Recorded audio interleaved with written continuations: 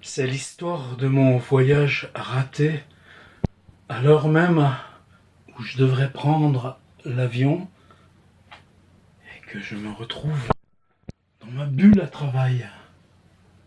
L'idée d'une sphère filmée sphériquement où on pourrait tout toucher avec les mains. L'histoire, il arrive souvent sur notre ligne que ceux qui veulent en finir avec la vie se jettent sous les trains à grande vitesse. Simplement aujourd'hui c'était différent. Le premier train, celui qui ouvre la voie, a aperçu le corps freiné. Le corps avait été déposé sur la voie pour faire penser à un accident, à un suicide. Résultat, toute la circulation interrompue pour toute la matinée. Et moi, retour à la maison. Pourtant, j'avais bien prévu, à Berlin, d'aller sur la tombe de Hegel.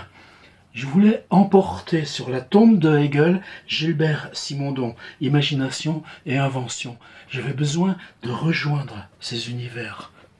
Au lieu de ça, revenu là, j'ai mon livre d'apprentissage des rêves, mon livre sur le travail des rêves. Au lieu de ça,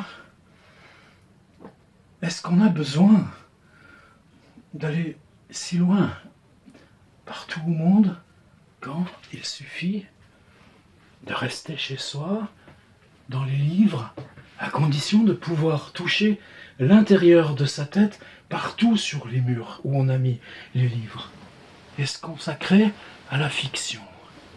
Est-ce que la fiction n'est pas une disparition? Est-ce que la fiction n'est pas s'enlever du monde? Est-ce que la fiction n'est pas se draper hors du monde? Est-ce que la fiction n'est pas s'enlever de tout voyage, de toute réalité?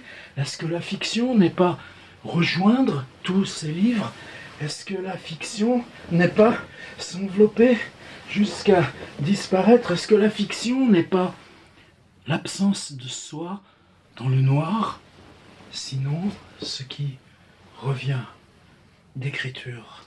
Et c'est dédié à ce type qu'on a trouvé sur la voie ferrée ce matin, à Lourmarin, près de Vendôme, à cause duquel, cet après-midi, je ne suis pas sur la tombe de Hegel à Berlin.